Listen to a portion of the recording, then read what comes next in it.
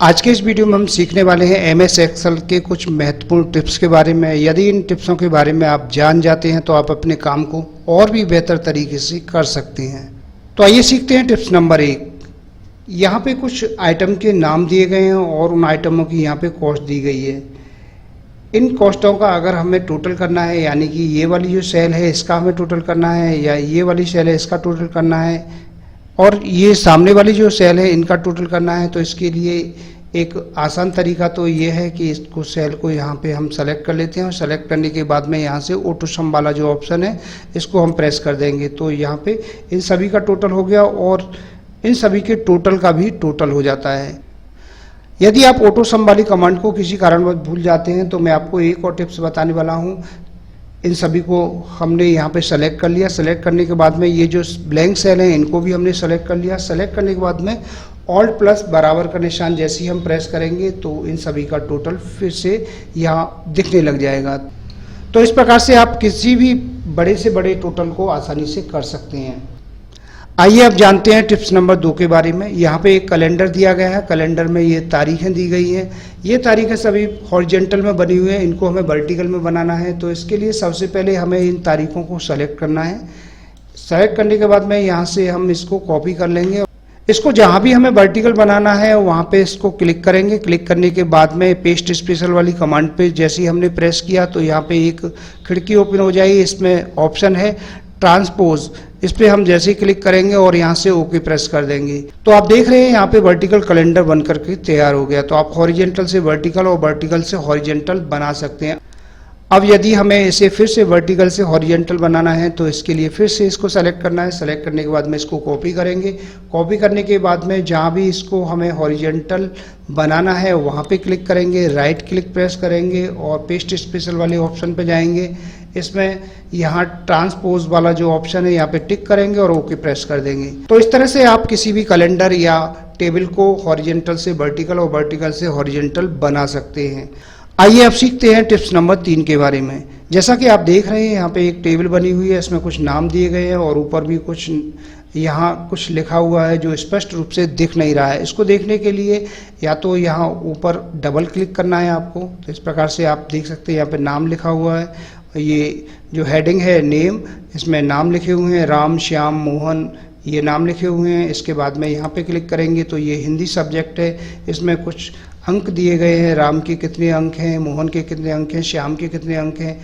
इन सभी को इस प्रकार से देखने के लिए एक एक पर या तो आप डबल क्लिक करेंगे तब ये स्पष्ट रूप से आपको दिखेंगे, या इसके लिए बहुत ही आसान ट्रिक है। इन सभी को सेलेक्ट कीजिए यहाँ से और यहाँ किसी भी लाइन पर डबल क्लिक कर दीजिए तो एक साथ ही ये जो टेबल है ऑटो फिट वाली कमांड इसमें अप्लाई हो जाएगी और आप सभी नामों को आसानी से देख सकते हैं और जो जितने भी नाम हैं जो टेबल है अपने हिसाब से एडजस्ट हो जाएगी।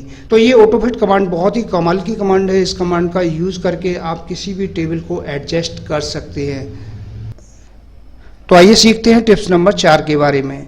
जैसा कि यहाँ पे एक टेबल बनी हुई है जनवरी फरवरी से लेकर दिसंबर तक की, इसमें कुछ सेल दी गई है, प्रत्येक मंथ की यहाँ पे सेल दी गई है। इनकी हमें यदि कॉपी करनी है तो इसके लिए सबसे जो आसान तरीका है, जैसा कि हम करते हैं, इसको सेलेक्ट किया, सेलेक्ट करने के बाद में यहाँ से इसको कॉपी किया, कॉपी करने के बाद में जहाँ चाहें इसको पेस्ट कर सकते हैं। अब इस कमांड को तो आप सभी लोग जानते ही हैं। अब मैं आपको एक बहुत ही आसान ट्रिक बताने वाला हूं जिससे आप इस टेबल को कहीं भी पेस्ट कर सकते हैं। सबसे पहले इस टेबल को सेलेक्ट करना है। सेलेक्ट करने के बाद में इसको कॉपी करना है और कॉपी करने के बाद में यहाँ पे कंट्रोल का बटन जैसे ही हम प्रेस करेंगे तो यहाँ आप देख रहे हैं एक प्लस का चिन्ह बना हुआ है और यहाँ माउस का जो लेफ्ट की है उससे इसको यहाँ से ड्रैग कर देंगे। जहाँ चाहें वहाँ इसको छोड़ सकते हैं। आप और भी टेबल बनाना चाहें और भी टेबल आसानी से बना सकते हैं। तो इस प्रकार से आप कितनी भी टेबल यहाँ पे बना सकते हैं। इनकी कॉपी कितनी भी टेबल की कर सकते हैं।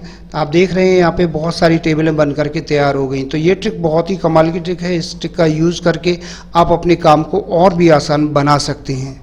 एग्जाम में अक्सर पूछा जाता है स्टूडेंट से कि एक्सेल में कितने रो और कितने कॉलम होते हैं। तो काफ़ी स्टूडेंट को मालूम ही नहीं होता कि कितने रो और कितने कॉलम होते हैं। उनको जानकारी ही नहीं होती कि कहाँ से रो और कॉलम को हम देख सकते हैं। इसके लिए मैं आपको एक बहुत ही आसान ट्रिक बता देता हूँ। ये जो कॉर्नर है कॉलम और रो के बीच में, यहाँ पे हमको माउस का लेफ्ट की जैसे ही हम यहाँ प्रेस करेंगे तो आप देख रहे हैं कि यहाँ पे 10,48,576 यहाँ पे रो बनी हुई हैं और 16,384 कॉलम बने हुए हैं। यदि आप रो के सबसे लास्ट में जाना चाहते हैं तो उसके लिए आप कंट्रोल प्लस डाउन एरो की का इस्तेमाल करेंगे। तो आप देख रहे हैं 10,48,576 रो यहाँ पे दिख रही हैं। फिर से वहीं आपको वापस आना है तो कंट्रोल प्लस अप एरो की इसका यूज करेंगे। इसका यूज करने के बाद में आप अपनी पुरानी पोजीशन में आ जाएंगे। अब यदि आप कॉलम के सबसे लास्ट में जाना चाहते हैं तो इसके लिए आप कंट्रोल प्लस राइट एरो की प्रेस करेंगे। तो आप यहां देख रहे हैं सबसे लास्ट कॉलम है XFD, ये सबसे लास्ट कॉलम है। इस कॉलम पे आप पहुंच चुके हैं और फिर से आप वहीं आना चाहते हैं तो इसके लिए आप कंट्रोल प्लस लेफ्ट एरो की को प्रेस करेंगे। तो आप फिर से उसी स्थिति में आ जाएंगे जहां से आपने स्टार्टिंग की थी। तो अब मैं समझता हूं कि आप अच्छे से समझ गए होंगे कि MS एक्सेल में 10,48,576 रो होती हैं और 16,384 कॉलम होते हैं। तो इस प्रकार से मैंने आपको ये पांचों टिप्स के बारे में बताया है। तो आशा करता हूं कि आपको हमारा वीडियो पसंद आया होगा। इसी प्रकार से मैं आपके लिए और भी अच्छे अच्छे वीडियो लेकर आता रहूंगा। तब तक के लिए जय हिंद, वंदे मातरम।